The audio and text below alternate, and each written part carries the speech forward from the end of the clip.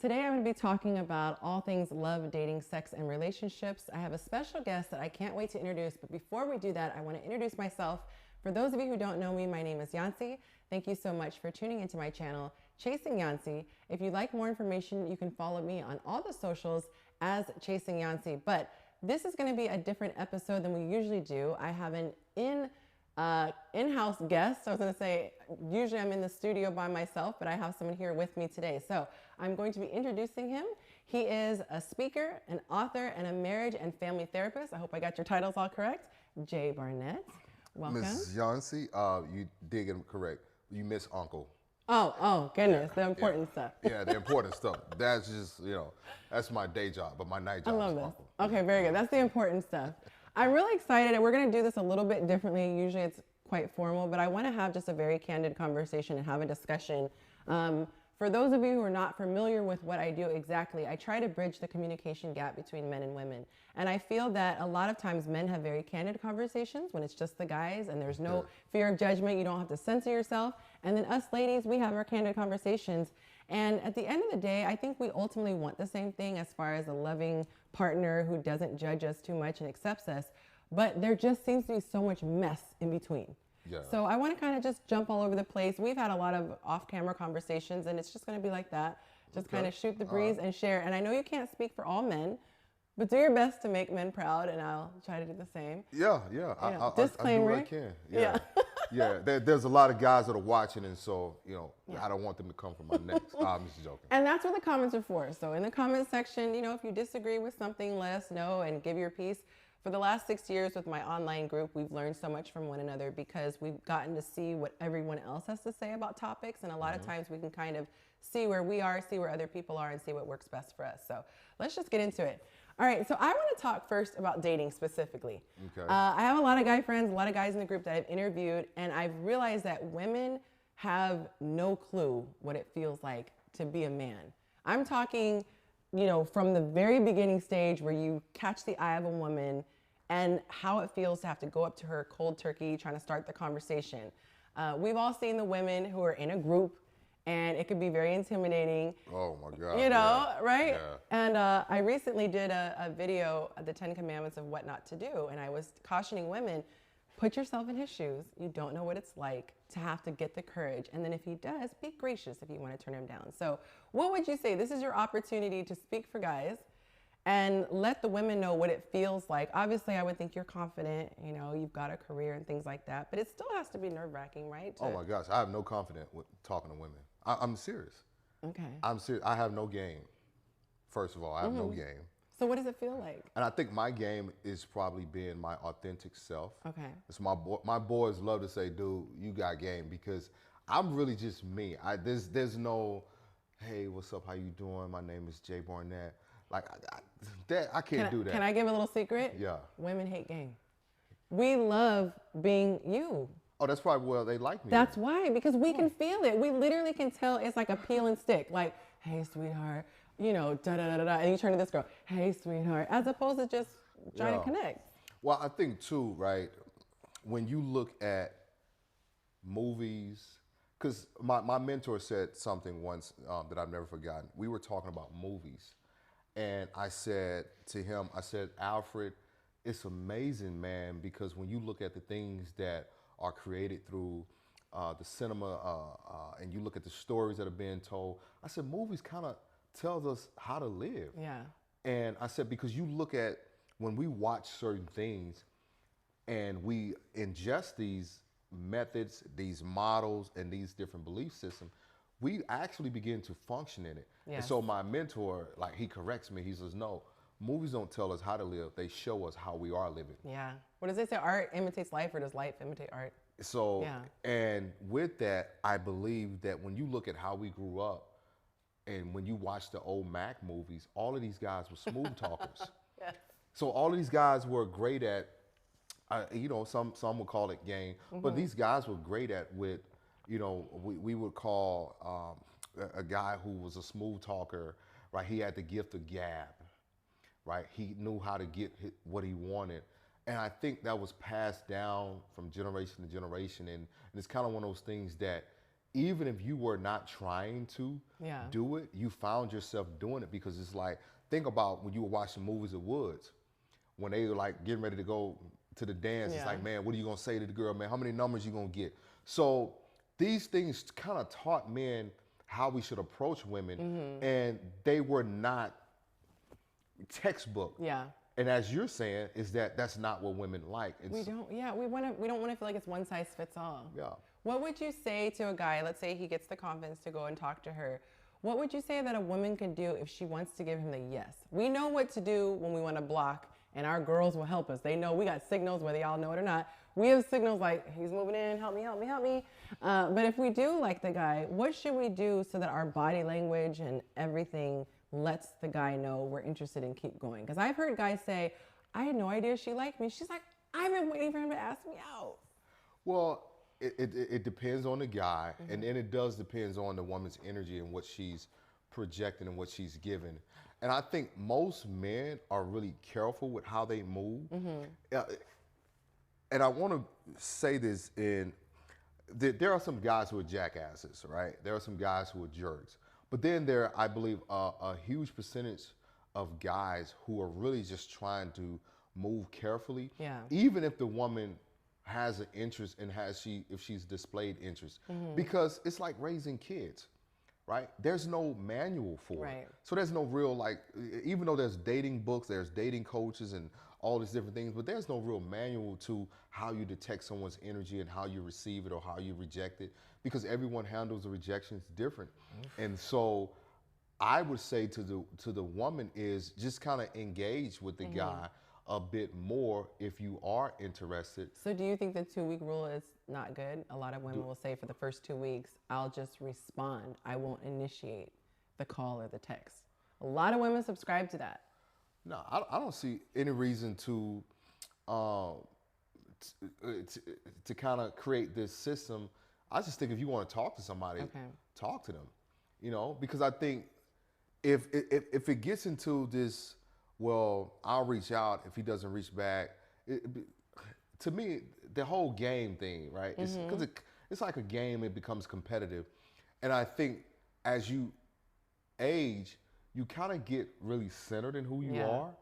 And if you like someone, you're able to tell them that you like them. And if that's not their interest and they don't like you, it's okay. Yeah. But I don't think it should be this complex thing where, hey, I'm going to text you to see if you're going to reach out to me first. And then if you don't text back, maybe you're not interested. And it's just, it's complicated because of everyone's perspective and views are different on how they move in dating. So what would you say to the guy? Let's take this scenario where he's asked for her number. There seems to be chemistry. Both people are feeling it, but he's initiating. In her mind, she's responding, so she's giving cues, but she's not initiating. Would you say that he should just straight up ask her? Should he say, I don't know if you're feeling me? Because some women are nice and they'll just respond back, but they don't really like him. Yeah, always, listen, I think when you can be direct, well, a good friend of mine, we actually just had this conversation of a young lady who he showed interest in, and she was just kind of like, you know, maybe she had a lot going on, I don't know. But he was very direct with his interests, and I think, you know, wherever she is in her process, you know, busyness in her schedule of life or whatever the situation may be.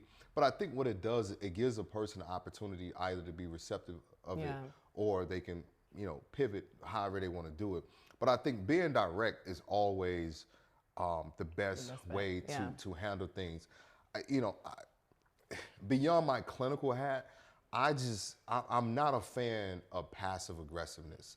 I'm not a fan of you're bothered by something or you're unclear on something and you kind of meander around it without addressing it or acknowledging it. And most of the time people don't acknowledge or address things because of the fear that they may not get the response that they're looking for. It's so true. And this is with anything. I had a situation recently with somebody where the wires just completely got crossed. And it wasn't like a slight miss. It was like night and day. It was the opposite of what that person was feeling. And so I think if we can kind of get over our egos and just get to it, that's helpful. And I think speaking for women, some women get frustrated because some guys will act interested but not really put in any effort because they just wanted a little something to do pass the time. So it's tough. It puts them in a tough situation. So I do think candor is good. But then it can kind of be on the other side where she can seem too aggressive. And a lot of women are taught, you know, don't want to be too aggressive. Go after what you want, girl. Look, with a little hair flip. And they do this in the church. Girl, go get your beau ass. And then when he don't pursue you later. And I'd be like, no, sit your ass down. I'm serious, because I feel like the way you start is how it's going to continue. And if you wear the pants from a pursuer standpoint, how is he going to magically just switch gears? I don't think guys have. I've never. The pursuing is not an issue for most guys. It's how you pursue, right? It's how you move in it. And I think because, let's be honest, a lot of women pursuit is attached to manipulation too. Yes. And so that's a challenge that I think when guys kind of pick, but then too, it takes an evolved man to kind of pick. And I think you need to break that down a little bit too, because that was So the pursuit is, I'm going to manipulate something for the outcome that I want. Yeah. And that's the control factor. To kind of get something from you rather than I just want to get to know you. Right. And so it's, you know, you're moving in a way to, it's almost like you're going to set the stage, you're going to act in it, and you're going to bring the man in, and he better know his lines. Okay, so that's something I wanted to bring up. I really want to talk about this. So a lot of women kind of have this script. I'm going to do this, you're going to do that. And if he loves me, he will do X, Y, Z. Yeah, and it's just that part. I think it makes dating really challenging. Yes. And personally, I think for me, I see that, and because here's the thing: if we're naturally and we are organically connecting, like, we can both feel the energy. But sometimes the energy that you're feeling from a person and connected doesn't mean that you have to pursue that even in a dating. It's just like, yo, we have similar beliefs. Right. We have a kindred spirit. So there's a lot of things that we kind of connect on, but it doesn't necessarily, and I think when we're having conversation and getting to know people, here's one thing that I tell people often is always check in where people are in their life. Because there's times where I've met somebody, it's like, yo, it's a vibe. It's like you connect. But then again, you get into the question and the conversation and you realize maybe they've just come out of something. They're in a different stage. Yeah. And maybe they're enjoying your conversation. The conversation is liberating. The conversation is kind of, you know, it's provide this safe space for them. So it's always, you know, kind of checking the temperature where you are. Are you looking for something? And I think most people are afraid to ask the tough questions. You know, because guys that I know that are married, that are friends of mine, they were very intentional, and the woman knew that they were intentional, and they were very connected to what they were working toward. They came in like, yo, I'm feeling you, you know, let's do this. Right. And as they continue to get to know each other, they began putting a plan together for their situations, like, hey. And do they verbalize it? Do they say, my end goal is marriage, I want to see if this is something we could get?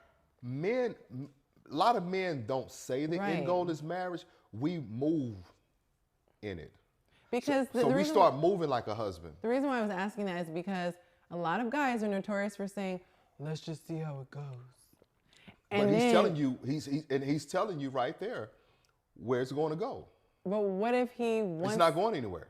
So that's what I was going to get to. If a man says that, that's a pretty good indication that you want to just go on to the next thing if you're trying to go somewhere serious. And I would tell a woman, decide at that moment how you want to move with that brother. Because he's already told you, men who are intentional, my boys would tell you, I was dating somebody last year, and as we was talking before we got on, I was like, yo, I just got this job offer. I'm thinking about going to LA. Boom, boom, boom. You're thinking future. I'm letting you know these are my cards. And I think when you become secure within yourself as a man, you're okay with showing your hand. Yeah. But here's the thing. There's often times where we are running into women who have been dealt bad hands in relationships. So there's that timidness, and rightfully so. Or it feels too good to be true. Exactly. It feels too good to be true. So you kind of start working in that sabotage stage. And for my situation, it was just kind of like, nah, dude, you ain't really, nah. I'm like, no, I'm really intentional. And I'm like, no, I'm really going to create time, and I'm going to create space to include you in this process. And let's see how this move forward. And notice I said, let's see how this moves forward rather than let's see how this goes. Yeah. Because if I'm saying, let's see how this moves forward, we're going. You're making progress. It's directional because we're moving forward. Yeah. When you say, let's see how this goes, that can go anywhere. Can we speak to the sense of entitlement? One of the things I've uncovered because, look at that face. So we're gonna say that for another show, but go ahead. Ooh, that's a whole topic. Man, you gonna have somebody throwing rocks at you. So here's the thing. I'm an equal opportunity, pointer. I will point out things that I see with my gender. So you're female Derek Jackson. No, see? I'm not touching that with a 10-foot pole. But no, I'm an equal opportunity. I feel like there are things that we need to work on as women, and there are things that men need to work on. And when I interview men in a safe space, because that's the other thing I found, is that sometimes women will say, I want feedback from men. And if you get 2 syllables out, she's attacking. So we're going to get to that question. But the sense of entitlement, what I have seen is that a lot of women have, and you started to say this, they have an exact way that they think a man should move. And I think that sometimes we as women box ourselves in and miss our blessing because we think that he's going to move this way, and then this way, and that means he loves them, as opposed to, no, that's just what you think it looks like. What would you say to the woman that she just has this very specific way? Well, he's going to take me to a 5-star restaurant and then he's going to do this. Whereas he might want to do a basketball game and you're in gym shorts. What would you say to the woman that's really boxed in as far as what love looks like? If he loves me or he really likes me, he's going to do this. Do away with what you've been told and what you've heard and what you've learned. You got to get rid of it. I'll tell you, when becoming a therapist, they'll tell you, you have to do away with everything you think you know about people, everything you think you know about marriages, like even just the individual functioning of people, because what happened is it doesn't allow you to grow outside of your own perspective. And so I would ask that lady to be more open in your process and even be more open to the process of how that works, because every man is different. That's why I don't really get on these relationship talk, because I'm not that. I'm a therapist. Like, I'm gonna help you work through your issues, but because it's very tricky, because how a man in his 50s that is a widow is going to date a lot different than a man who's in his mid 30s and he's kind of at the height of his career. Yeah. A man at the height of his career, he's probably looking for a woman, that's healthy, that's vibrant. If he doesn't have kids, a man who's more settled, his wife has passed, he's probably going to move different to where he may move a little faster. Case in point, be a bit more transparent. When my stepmom passed away, my dad married within like a year and a half. Wow. And he was a pastor. And everybody was just like, oh, I can't believe your dad is married. Your mom ain't been in the ground long. It's like. He wanted to help me though, right? And part of it was, I wouldn't say necessarily a helpmate. He wanted someone to replace not her presence, but her space. Because her presence couldn't be replaced. Right. Because Mom Brenda was who she was. But she left a big void. Exactly, she left a void. So when we're meeting people, this is why I think it's so important to just ask the questions. Because if you're in your 40s and you've been divorced, you probably kind of like, you know what? I just want a good friend. I want a good eating buddy. Like, I've been to the circus. I've seen the strings at the puppy show. I'm okay. You're more concerned about the energy, I think, and the vibe. And I want to interject this. I hear a lot of women, especially younger women, say, okay, if he asks me out and it becomes an experience and it's not about the actual guy. So it's like, I want it to be a fancy restaurant. I want it to be something where I can get dolled up. I want to make sure I can have this. And I want to feel like a princess in a storybook. And, when you see the guy, he might actually want to give that and is willing to give that. But for him, he wants to be sure that that's a good investment. And I don't want to say investment like she's a piece of property. However, I do believe that if women actually foot the bill for the entire dating and relationship space, everything would be different. Because I don't 100%. Have you ever asked somebody if you go to pick the restaurant and the person knows that someone else is buying, all of a sudden they're picking some higher end, or maybe not a friend because I'd be a jacked friend, but let's just say the company's paying for it. You're probably gonna pick a Ruth's Chris or a nicer, Morton's or something like that. Versus if it's on your budget, you're gonna go to Chili's. So probably shouldn't use restaurant names, but anyway. Chili's is not bad. No, but I'm just saying. The Southwest egg rolls are amazing. It's more budget conscious. There was a story of my friend. He was doing an episode or a season. And every time they'd wrap an episode, they would go and have the wrap party, and everyone would go to the bar and buy whatever. But they were buying beers, The very last one, the studio said, "We got this." Suddenly, everyone was getting champagne and this and that. It's because they knew it wasn't their dime. And I say all that to say, I don't think that women fully appreciate how expensive it is to go on dates. And so if you're going on one date and you're barely trying to see if there's a rapport, you might feel a way if you spent $300 that night. As opposed to, this is someone you already know, you like her, you have a connection. $300, it's not the $300. It's the fact that it's $300 with someone you enjoyed. And so I think that the women are looking for this, I'm just saying 300, but they're looking for this $300 package, and they're feeling insulted that you didn't come out the gate with a $300 package. And they're saying, oh, you're not a $300 guy. No, he's just not a $300 guy with you yet, boo-boo. That's the point I'm trying to make. Point made. I think it's a lot to unpack there because when you look at where we are now in a very superficial driven society, so let's take celebrity couple, not gonna call their name because I don't do stuff like that, but rhymes with all she did was post her Birkin bags. Oh yeah. If he can't buy you a Birkin bag, he don't love you. And this is what a lot of women don't realize, that when it comes to dating and how men move, a lot of these expectations are set by women. They are. And let's be honest. And they'll tell their girlfriends. And so I've seen guys go broke. I've seen guys give everything to try to meet a standard and an expectation that her dad never met. Because that's the real issue. If we want to go a little deeper. Sometimes the dads still set the bar, but verbally they'll say. And so what? Because the girl you're talking about, I liken her to the girl who never had her quinceañera, right? It was never about her. Right. So she wanted her moment. So the dating experience that you're speaking of, it gives her moment. And you have a majority of our young girls that are looking for moments. They're looking That's so true, Jay. They're looking for bagels. They're looking for a relationship. They're looking for the post. Because society says you've made it when you get picked. Exactly. So it's not about the guy. It's the fact that I got picked. Exactly. It's not about the guy. It's never. The weddings, when you plan weddings, the guy is not even a factor. It's what I want, what flowers it is. It's her. I just saw a couple, and and my heart went out to the guy. Because the guy literally said, man, this is not about me. I didn't have to be here. And I think, and this is why what you're doing, and other women who have positive platforms who speaks to both sides, you got to have that. Because I'm going to be honest with you. Sometimes, and me and my mom have had this conversation. I said, Mom, why aren't women honest with each other? She said, I don't know. Because I've seen her do it with my sisters.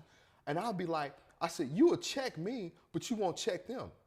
Sometimes I think they don't know, though, because women, my girlfriend and I were talking about this. We were picking out clothes. And I said, I've heard more guys say, I like to be able to see your figure. Not me specifically, just in general. Versus what might be stylish. And at the time, it was like a boxy blazer type of a look. I said, that blazer might be super, super cute. But what you're not realizing is he doesn't get to see your hips. Women are looking through a woman's filter. She's not looking through a man's filter. And that's why, for me, it's not about hating on women. It's giving the keys to the kingdom. If I know what a man wants, I can move and operate in a way that's going to make me more successful. And the thing that just grinds my gears is that when women get information, a lot of times they'll get angry.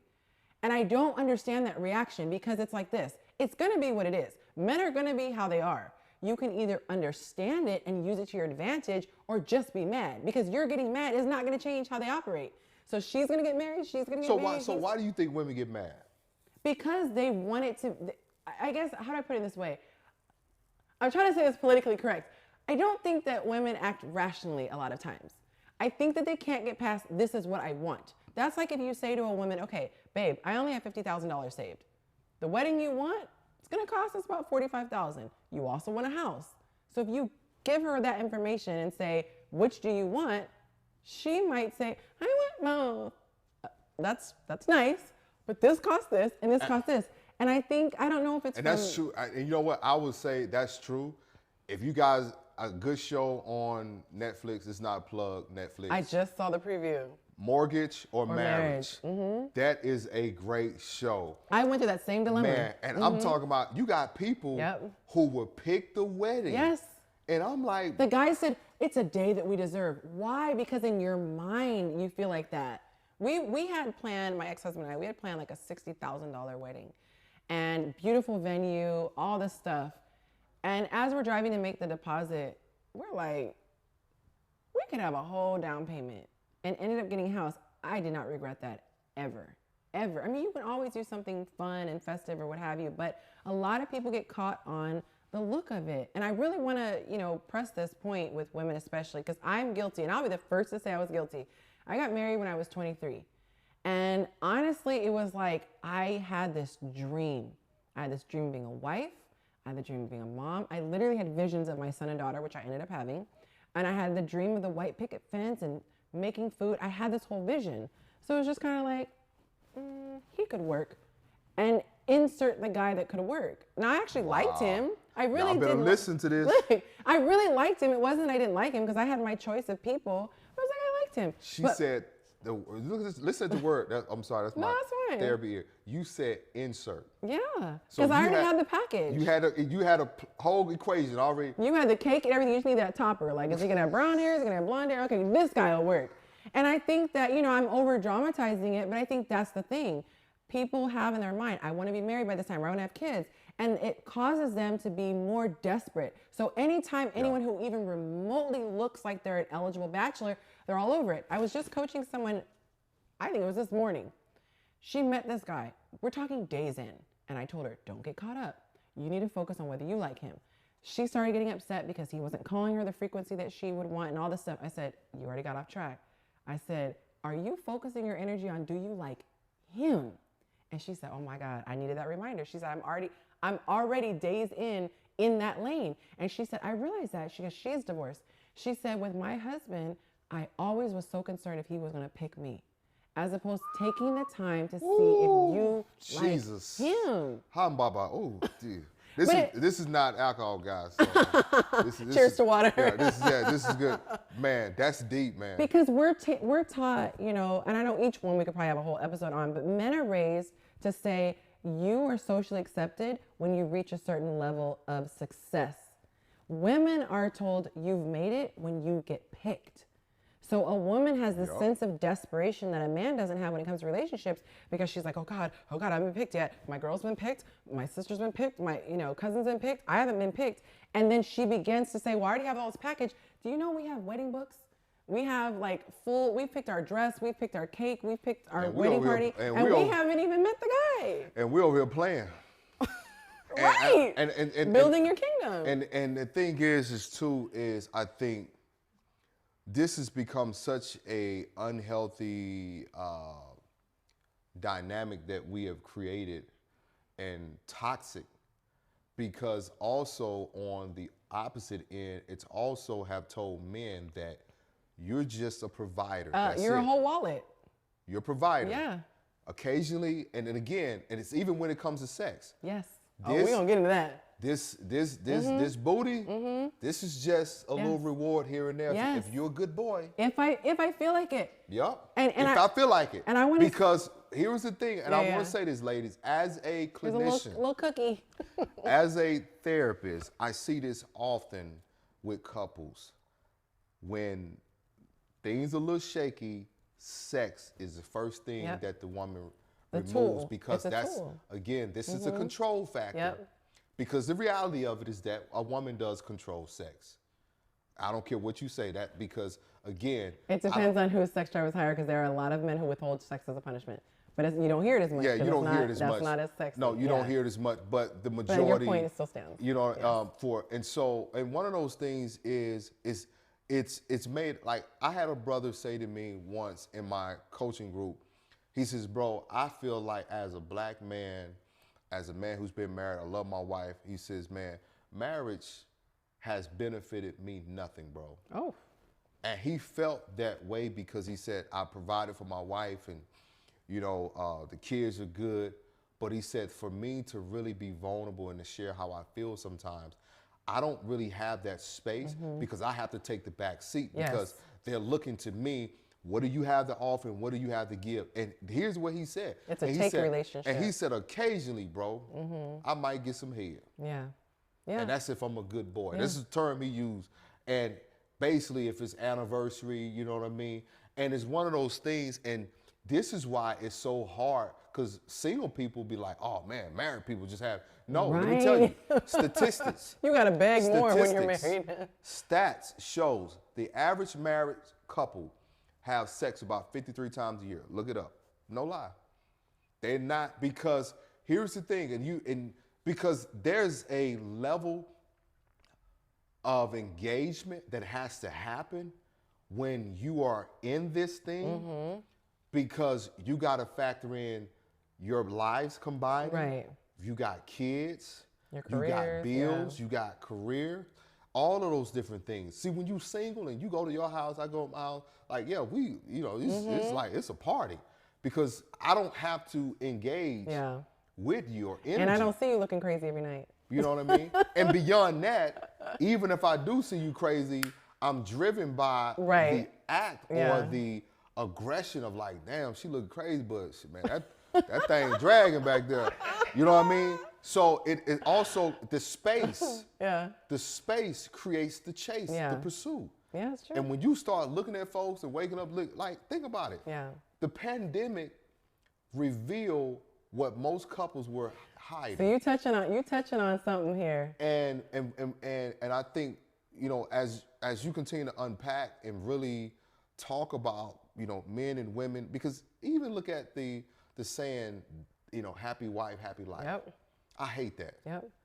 And it's made men feel like your happiness doesn't matter. Right. Just keep providing. Keep her happy and everything is gonna be okay. Keep mama happy and you know, you'll get your, you know, once a week and it's just it's really, and I think conversations has to be had in order for us to really bridge this gap, because there's a huge gap and disconnect right now between men and women.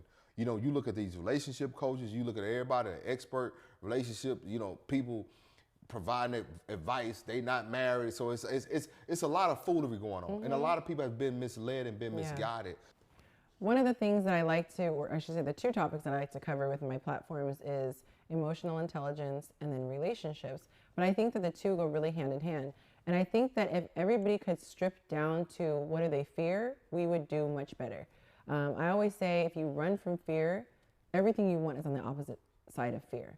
And the reason why I say that is to say a lot of times people don't speak up and say what they want because they're afraid of not getting what they want. It's that manipulation thing. And you mentioned before about the intimacy. A lot of guys say, oh, once we get married, we don't have it. I have had more than one woman admit to me that it wasn't conscious, but they used sex as a way to get the guy. So of course the woman has the motivation to get picked because society makes her feel she needs it. But a lot of women are taught sex sells, you need to do this. And a lot of women are not actually very sexual. They just like the reaction being sexy and acting sexy gets, right? So they're doing all this stuff, they're talking dirty, they're promising stuff, and they're even doing things that they're physically uncomfortable doing. Why? Because they were motivated to get the guy.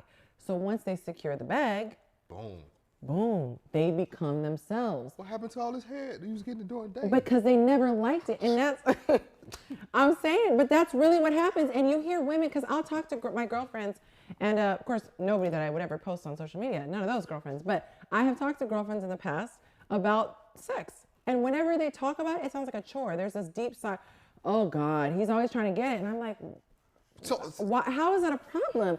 And I've heard that a lot, yes. man. Like, women, they say it's a chore. But there are women who just don't enjoy it. And this is why it's important for you to know yourself.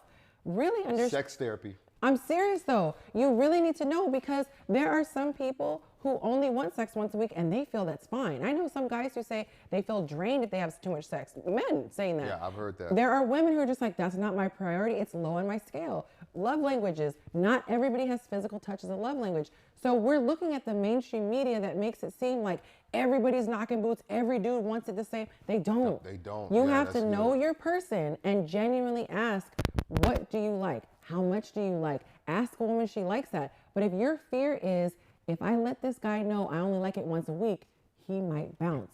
But better that he bounce now than 2 or 3 kids later, he's cheating somewhere. Not saying it's an excuse, but all these problems happen. That's true. And the person that's for you is out there. But you have to be willing to let that person go, and don't hold on to the one person you're dating so tight. And that's You're not compatible, boo. And I think too, that's a huge issue with our dating culture, is the majority of these people are not compatible At all. a lot of people marry. But she got a big booty, he got a big wallet, You and know, it's like a lot of people married for security, male or female, and it's just the stories that I've heard. It's just, you know, and what you said is like, man, we got married. It's just, and I remember my mentor when I worked in Houston, and he said, he's a white guy, and he said, Jay, I remember dating, man, and God, dude, we used to climb the wall together, man. And I'm so mad how good your accent is. everybody knows my wife. And he says, man, when we got married, Jay, man, it's just, things change. And, you know, he kind of stuck his neck out, and, you know, because when white guys stick his neck out on his statement, it's kind of like it means something deep to him. Deep. Things change, man. I cannot with you. I don't co-sign this. Wait, that's what he said. I know what you're saying. And I saying. asked him, I said, how did things change? He says, Jay, and he's very wise, you know, he does a lot of counseling. He says, Jay, what I had to factor in is my wife they have 5 kids. And he said, my sex drive didn't change, even though hers did. So he said he had to learn how to be disciplined as a man. And I think when we're choosing people, we have to be very conscious of how people function and operate in their singleness. Are you disciplined as a single person? That's a whole word. Are you disciplined in your finance? Are you disciplined when you don't get what you want? And these are things that we should be exploring rather than exploring how, because again, you are right. Because if the draw was, okay, I'm gonna sex him and I'm gonna cook these meals, and then we get married, and then all of this shit. We went from 5-star to takeout. It causes a rift. Yeah.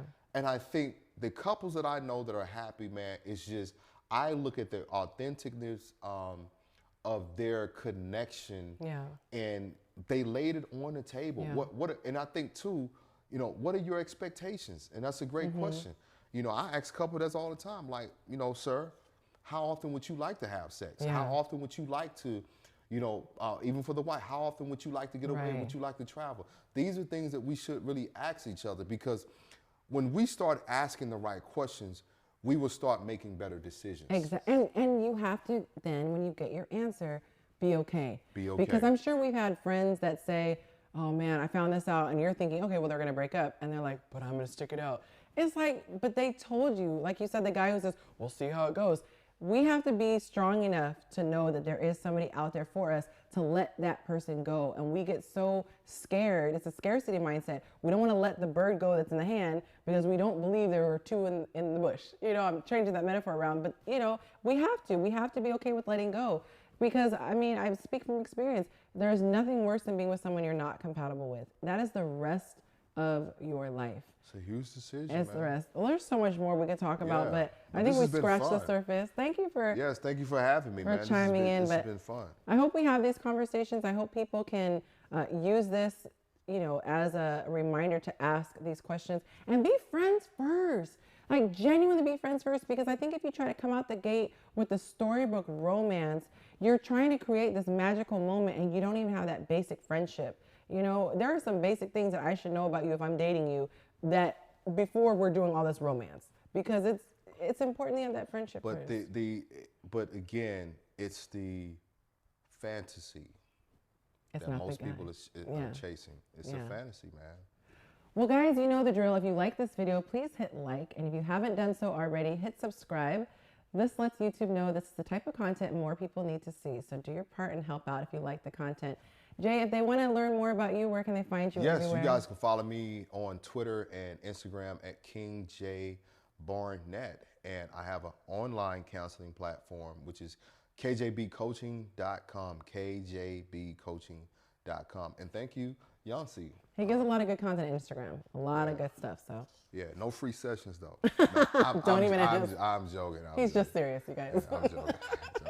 No, this has been fun though. I'm glad. Well, until next time, make sure that you tell someone that you love them.